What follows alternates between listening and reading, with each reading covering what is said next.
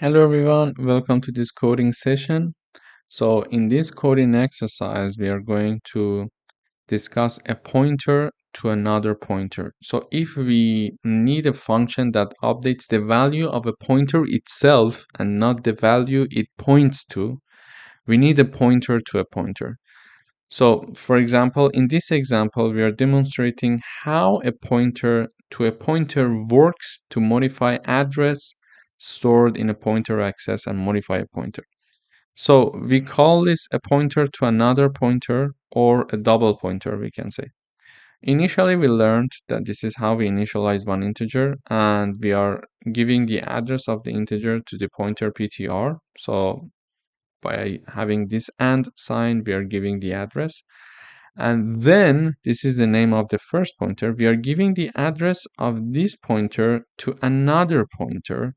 And when we are having a pointer to a pointer, please be careful that you need to have 2 stars there. Okay. So let me just comment this part and start printing this part. So the value of x is now going to be printed, and then the address of the first pointer and the address of the double pointer.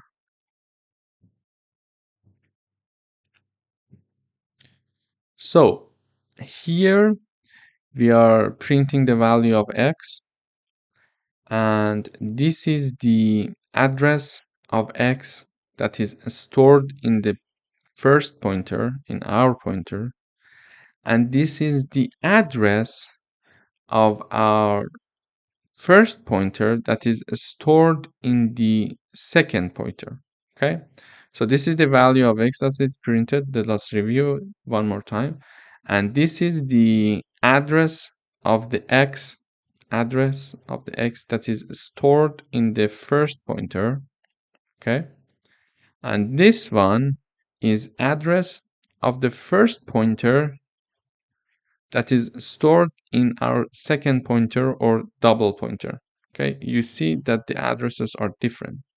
Okay, and now basically how it works is going to be like this. So basically we can use our double pointer to modify the value of x, because this pointer is pointing to this pointer, the double pointer is pointing to the first pointer, and the first pointer is having its point to the variable. So by modifying this, like we are typing down double pointer equals 100, we are going to have the x variable modified.